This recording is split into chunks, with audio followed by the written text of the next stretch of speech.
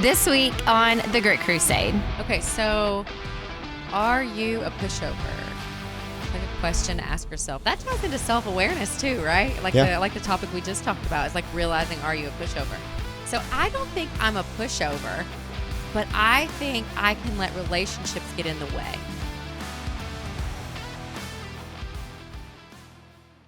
Hey, Grit Crusaders. I am Brooke Plack, your host here today on the Grit Crusade podcast, and I'm here with my co-host, Justin Bates. Yay, my husband. And this is episode 2 in our little mini series of co-hosting. So sometimes it's just me. Sometimes I have a guest. I'm doing an interview about their story. And then sometimes I have a co-host, and we're kind of tackling some topics together. So I don't know if ours are thematically the same. So our last episode we'll link in the show notes if you haven't listened to that yet. And that was about self-awareness and how that shows up internally and externally, which I thought was a really cool way of you describing it. Yeah. And so do you want to introduce what we're talking about today? Today we're asking the question, are you a pushover? Ooh, that's good. That's good. All right. So what brought you to that topic today? It's just something that I deal with management on a regular basis. And having to coach, shouldn't say having to coach, having the ability to coach people through when they need to stand their ground, or even if they're realizing that they're letting an employee or a customer get over on them, and when it's not mutually beneficial anymore. Yeah, that's good. That's good. How does one know when something is mutually beneficial? I mean, it depends on if you've set your goals at the front end. Yeah. Like, what is the goal of this? If in our industry or in this particular business with kids, no matter if it's a childcare class or a training class, is my goal on this one, I'm opening up another classroom. What is my goal on it? Is it just to have it? Or is it because I need additional space for the kids? So like, I know going into it that what's the reason I need more for the child or children to have the ability to go to this class? And you have to also understand that this is a business and I have to make sure that I'm not shooting myself in the foot and losing money on this. Well, like I talk about with our parents, in our businesses, you're talking about like setting the goal on the front end is when we have new cheerleading teams come in each season, they're signing up for a 12-month commitment. And I tell them, my job is not to make you happy. That is not my role here. Like, we have a mission to build pride, courage, and confidence in your children. That's our mission. Our job is to make your children happy, to make them better humans, like to get them ready for life. And so I think by letting people know that, like, it's okay for us to disagree. It's okay for us to not be on the same page all the time, as long as we're on the same page of growing your child together. Like, we're part of their village. And so I think when that gets confusing, you think I should answer the phone at 10 o'clock at night because you're upset about something your coach said, well, that becomes difficult and that's no longer mutually beneficial, right? Is that kind of what you're thinking? Or I think it's a respect point when it comes to that. I think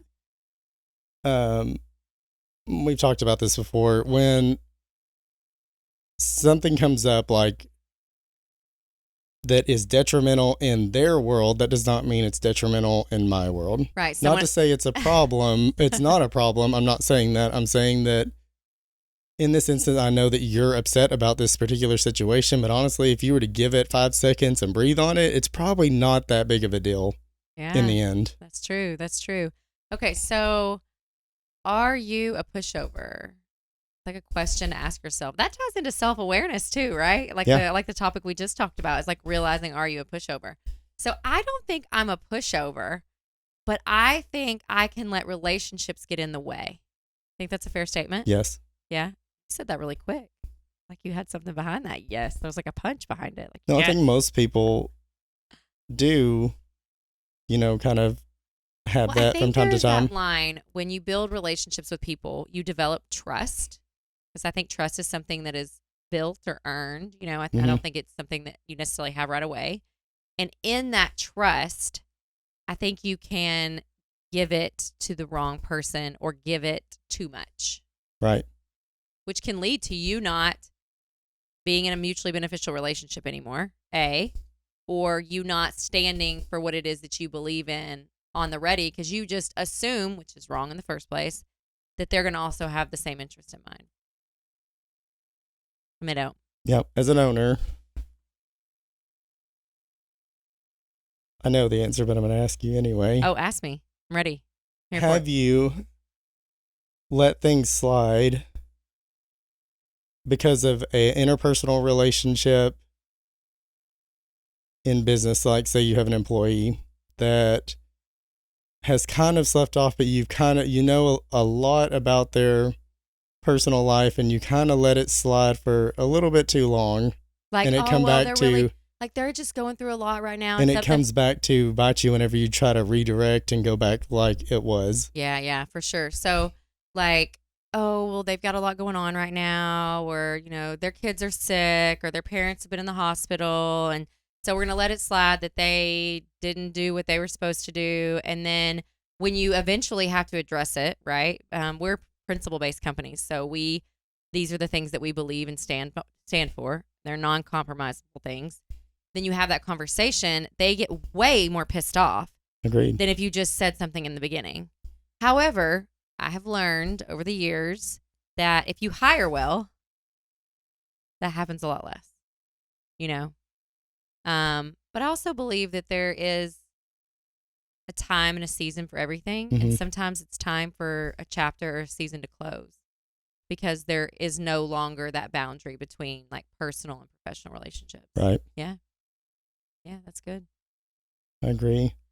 I think, speaking of like just emotional, like we were just talking about, like they're going through a lot and everything, I think one of the strongest points or ways to show someone, and this people may differ when it comes to this, whenever you're talking about employees, when you know they're going through a lot emotionally and things start to become a little more hair triggered for them, to where everything's just kind of spinning, anything can knock it off and start spinning out of control. I think as a leader, and if you do have that personal relationship and showing them that you care for them, I think it is very crucial for you to, not just you, but all of us, to bring awareness that yes, you have emotions and they are important, but they're not always valid. We have to remember that. Like sometimes they are not valid, and you have to like reframe your whole point of view because you've let the emotion go too long, because it has been an emotional roller coaster in the moment, to where you're letting it take precedent over your mind. Yeah, I can see what you're saying there. And it's harsh, but in today's world, there is a lot of emotional talk. And yeah, there is. But I think too, you know, you were talking about like if you let things go for too long and then you say something. I think that's true of any pushover. agreed. Whether you're in leadership, whether you're in a toxic relationship, friendship. I think so many times we don't look at our personal lives and our personal relationships and realize how much they affect our emotional state and our overall like well-being. Because for some people, they're like, well, you know, at work, I just go and do my job and everything's fine. But in my home life, they never say what they think to their friends. They never say to their family. They always, I hate using the word bully, but I'm going to use it here. Like they're bullied over the holidays into doing XYZ thing when they don't want to be there because drunk uncle's there and they don't want their kids around it, and they don't have a voice enough to stand up and say, no, I don't want to be around that anymore, because they're worried about making everyone else happy. And I think that's where a lot of that comes from, is you don't want to create that conflict and you want to make other people happy. So what do you say to that person that's like looking at the personal side of things of, you know, I've been a pushover in life. Like I've not been standing up for what I know is right for my family, for my kids, for myself in life. How do they take that first step? Because it's not easy for the people receiving the information, and they don't like it. They do not like it. It's not. But at the end of the day, do you, like, how much do you care about yourself and your own well-being? Because if it makes you feel uncomfortable constantly and your family uncomfortable in that situation, why are you continuing to put yourself and your family aside for the emotional state or situation of that individual? Well, I like the analogy of voting, you know? So like when you choose to stand up, say for your kid, somebody was bullying your kid at school, you would stand up for them right away. You're giving a vote for your kid's well-being, right? So as an adult, so many times we give those votes away to somebody else. Mm-hmm. We're voting for them that's okay to act like that. When no, it's not. It's not. If you know good and well that the best thing for your family is to turn down that invitation, even though it's something you've already always done, it's okay to vote for your family in that instance.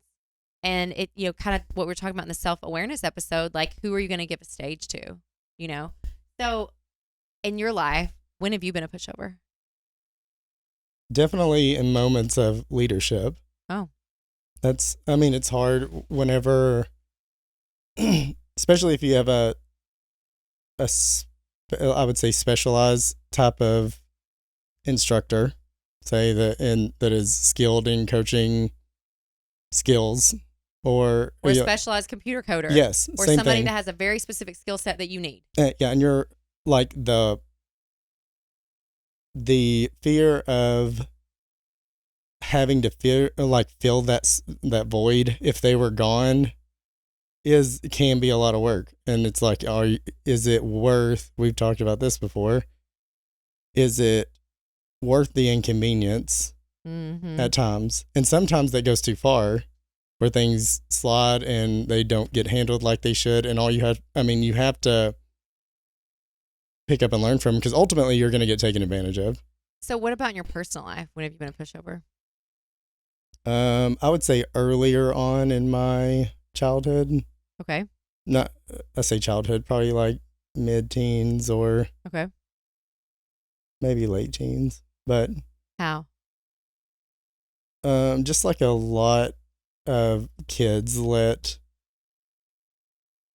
family of all sorts, it could be their immediate family or extended family, situations that you knew you didn't care for, but it was the norm for you until you got exposed and kind of grew out of it. Like me personally, I had a lot of back and forth with parents, and some things unhealthy that I saw at a very young age I would consider for the time frame of adolescence whenever it did happen, and being quick to remove myself from the situation. Because I think people would agree that I estranged myself from my immediate family for a long duration. Why? I think I wanted to, a little bit of it was to avoid the situation some. So avoidance complex is one of my downfalls. Like sometimes I have to go and avoid it to think personally about the whole situation. And some instances, I don't want to go into too much, but some instances, even if I were to say things, it's not gonna, like those particular things would not change. And I think some of them you would agree, like it's kind of like. So that's interesting that you bring that up, because, we're talking about this concept of being a pushover. But there is like a line of when it's not worth the fight. Yeah. Like when it's not going to do any good. Okay. I was married to a narcissist. So I have a divorce episode. Those of you, this may be your first episode or first couple episodes listening, we'll link it in the show notes. My episode of our divorces talks about my first 3 divorces in my 20s. And one of those men, and I was very careful in my divorce episode to not like point fingers, so I'm being very general here, was a narcissist. Hands down, 100%. And when you are dealing with someone that is narcissistic, and I think you can agree, there is nothing you can say to them because there is no self-awareness. No. There is none. So in that instance, are you a pushover? Are you giving up? Or you just know better? Like, what is it? Because some people would say, well, you're being a pushover because you're not standing up for what you believe and blah, blah, blah, blah, blah. When really, like, you just know that is not going to do a damn bit of good.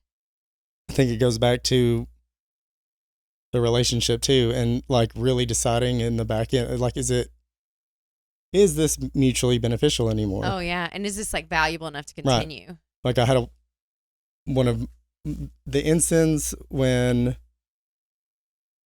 I got divorced on my second marriage. She was very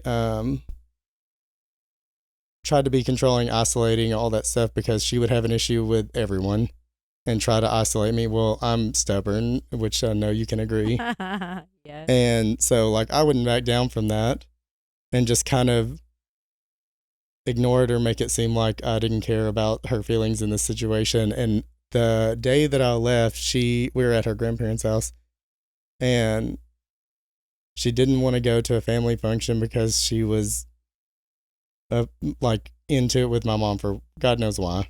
With your mom? Yeah, who With even my knows why? Sweet mother-in-law? And she punched me square in the face. Oh gosh. And I left that afternoon. I left everything at the house and never went back, and that was it. So, I mean, I guess even the worst of pushovers have a breaking point. Is that the right way to say it? I didn't think she was not a pushover, obviously, but just the... No, for you. You were in that Yeah, instance. I wasn't entertaining it anymore. Well, but you also, I mean, when you cross that line of like physical abuse, that's Oh, yeah, not that's a okay. whole nother... That's not okay in any way. Right. You know? And so I don't think I knew that story. Like now I'm like, that bitch. Man, I think it's hard too being like a family member or a friend of someone that's a pushover. And I think it's like, yes, the title of this episode is like very generalizing, but I think it's very situational specific. Agreed. Because I'm sure there are some very meek, mild people out there that are pushovers in like every instance.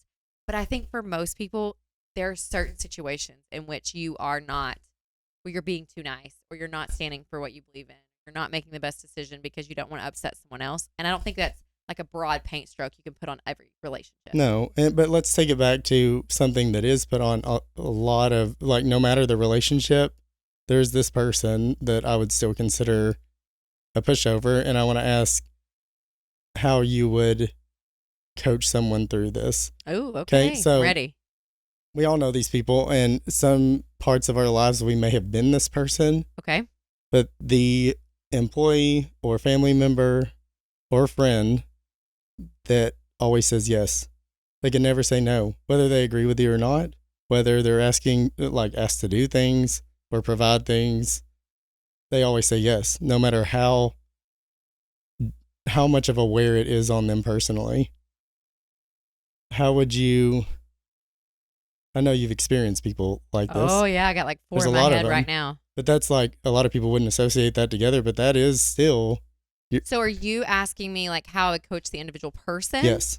Okay. I didn't know if you were asking that or how you would like lead that person. No. So how I coach the individual person is, I'm going to refer back to our previous episode about self-awareness, and something that you said was you have to, at the end of the day, you've got to ask yourself like the question, like, how do I feel about this? And what is this? How is this impacting my life? So someone that's always saying yes, it's probably evident they lack boundaries. And so they may not even know what it means to have a boundary. Yeah. And first learning what is a boundary, why would I have one? How could that be good? And they also don't know, they may need permission to say no. Like they need to give themselves permission to say no. Like, who would? No, like for example, I was in therapy when I was like 16, 17 years old for anxiety, generalized anxiety disorder. And I remember my therapist saying to me, you can say no. You don't have to be in every single club at school. You don't have to be president of every organization that you're in. And I had never heard someone say that I could say no, that I could just not do it all. And in that instance, I needed permission, like someone to bring that into my awareness of saying no is a thing. And that doesn't mean like I'm a terrible person, that I'm giving up on everybody, that I'm going to let everybody down. It's just no, like right now, that's not going to serve me. And so I can only speak, I'm a woman. It's the only experience I've ever had. So I'm going to speak from women. But women in general wear so many hats that it is hard a lot of times for women to say no. And so learning that you have that voice to say no, and even if it's a man, and that if you disappoint somebody, like it's okay to disappoint somebody. That's okay too. Because like you said, you have to be able to look in the mirror and go, how much do you care about yourself? Like, do you care enough about yourself to take care of yourself in this situation? Because you can't pour from an empty cup. If you're not taking care of yourself, you can't care for others adequately. So, I mean, I think that's where I would start with, do they even have knowledge of saying no and boundaries? Why do you think we talked about this that whiskey night too? Oh, Why do you think? refer to self-awareness episode if you want to hear about the whiskey night. I don't mean this derogatory or anything, but why do you think that women are less likely to speak up for themselves? Oh, I think it's generational, like a societal construct, right? So, I mean, even all the way back into biblical times, Mhm. you know. So, I've been reading Romans, and right before that, I was reading Corinthians, and they were talking about there's a scripture in Corinthians talking about how the women were told not to interrupt the men during service. Yeah. Well, what really happened is only men were allowed in the chapel or in the what's it called, a chapel? It was called a what do they call it back in Bible times? Come on, Synagogue? yeah, like the synagogue. Only men were allowed in there. So if women were like, hey, hey, hey, from the outside, they were interrupting service. So it would be the same thing as like the preacher saying, everyone turn off your cell phones, right? So from way back then, like first century church in life, women were put in a different position. That's just how it was at the beginning of time. And that's something that old school, right? Women had to fight for the right to have a job, a career. And so it's always been easier for them to be quieter, like be a listener, don't make yourself known. And so for me, obviously I've dedicated my career to raising young children. And mostly in the recreational business, most of our kids are females, and giving them a voice and letting them know that they can do that. So I think it's a societal thing. Mm-hmm. And I say that being in the US in the South. So that may not be like that everywhere, you know, but that's where we are culturally. That I think women are more like silenced, and because that's what their moms and grandmas stay Right. home and do this and take care of things. And I'm avid believer that the more diversity you have at the table, the better we are. I agree. Yeah, for sure. What else you got on pushovers? You want to do trivia? Let's do trivia.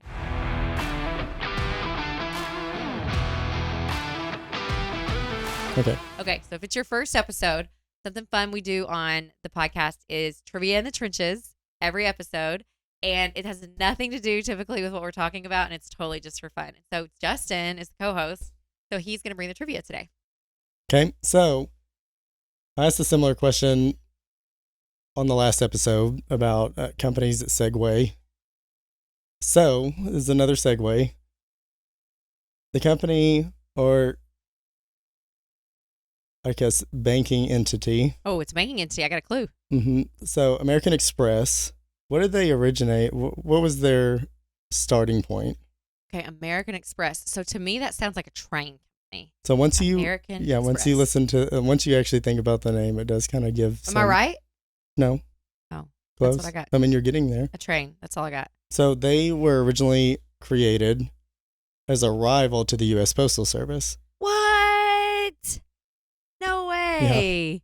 So they were delivering mail or They were packages. trying to, yes. Okay. And then how did they get into credit card processing? They started, so they were doing that, and then they got into a niche, if you will, of transferring funds and things from bank to, or financial institution to banks, and Back vice and versa. forth. Kind of, yeah. And then they And credit cards shifted became a into thing, credit and there it cards was. and everything else. All right. I like it. I like it. So they weren't being pushed over by the U.S. Postal Service. Well, kind of they Do did. you like that? They did ultimately, And then they but switched lanes. yeah, but then they switched lanes because it was more of their strength. Yeah. Yeah, for sure.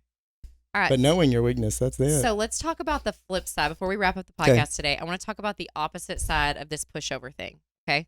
So first we talked about if you were the pushover, you're the person not standing up for yourself. Okay. Now you're the person that person is pushing back against. Okay. So now you're like the recipient of the boundary. So we have the person that's the pushover. If you're the one that's been doing the pushing over, how do you respond? Because it's uncomfortable. Somebody telling you no for the first time. Somebody saying, nope, we won't be there. Somebody, we just went through that in our family. Nope, sorry, we can't make that holiday arrangement. It doesn't go over well. But there's only one family, one of us, in one vehicle driving around on the holiday. So as the recipient, what advice do you have for them? Again, personal awareness. Ask yourself, okay, I got upset. Have I thought about the other individual, or am I being selfish in this moment? Yeah, I think that's true. That's probably like the best thing you could have said. Not like it was a trick question. Do I respect that person enough to like, okay, they have things also that they need to do, not this is just beneficial for me. Yeah. I mean, I feel like that's a very common theme, especially for people that are constantly asking, like not for help, but asking you to do and not providing the other side of it all. So, something I have learned, my journey, is that when you quit providing, they often leave. Yep. And you have to be ready for that. They do. Because even the meekest, mildest person in a given situation that has been taking it, and just allowing somebody else to bulldog, even them, they're going to have a no more, done. And when you do stand up for that, sometimes that person leaves. You have to be prepared for that. Agree. You know, but I do think the person, if you've been the steamroller, like you've been the one not thinking about, you've got to realize, how is this affecting them? How is it affecting that family driving 7 different places on Christmas Day just to make everybody happy? Their kids aren't happy. They didn't even get to play with that one toy. They're like, okay, put it up. Now we got to get in the car and go to grandma's, and we got to go here. We got to go there. We got to go. Why is my initial response to gaslight someone so that they agree with what I'm saying? Like, why? Like, that's all manipulation when it comes down to, Yeah. trying to get someone to feel guilty for not doing what you thought they should do. Right. Yeah. That's good. That's good stuff. It's hard. It's real hard. I think it's something that this episode will launch like in February, no matter what time of year you're listening to it. But I think it's very applicable after the holidays. A lot of people go through a lot of stress and reliving trauma and reliving situations through the holidays when they're seeing family they don't always see. So it's my hope that through our last 2 episodes that they'll connect with our listeners. Sure. Thanks. Oh, you got something else to say? Yeah, I was just going to. Get it. In those instances, like where me personally, I'm a pretty laid back person, right? Would you agree? I mean, yeah. I have a quick trigger sometimes on certain things, and I can come hot, but. His calling was to be a defense attorney in front of a jury. And that's what happens in our kitchen on the reg. And so I just make my tea and leave. Let me tell you. You think he's an introvert, but But I am. But even in the companies, I'm pretty laid back. If I ever get to the point where I'm legitimately being an asshole because I got into, or I'm getting on to someone, like they earn that. I'm going to be real. So are you saying that you were a pushover for too long and then it gets you there? Yeah. Or? Sometimes. But I'm saying like I'm not, sometimes I have been painted as just being an asshole because I got onto someone one time, but trust me, you earned it at that point. Yeah. It wasn't, and knowing and getting people to understand that I'm not going to get onto you for nothing. So if you had addressed it earlier, do you think it would have gone better? That's what you told me earlier. Yeah. Yeah. To an extent. Yeah. So sometimes like just addressing the small things, first of all. And then sometimes you get yourself into a situation 20 years later and now you're finally having to say no and it doesn't go well. I know. And that's hard. That's really hard. Yeah, for sure. All right. You got anything else to add to our listeners today? I don't think so. It's been fun. Yeah. Let's do you have anything? No, I think it was good. Yeah. Good. Yeah, I'm proud of you. For what? Being my co-host. Thanks. Oh. Yeah. And you came up with the topic for this episode, which was new. So all you future podcasters out there, you can do it. Just start talking. Until next time. Thanks for listening to The Grit Crusade. I'm Brooke Plack. Join me again next week on your favorite podcast platform or on YouTube. This podcast is produced by ClintonCreative.com.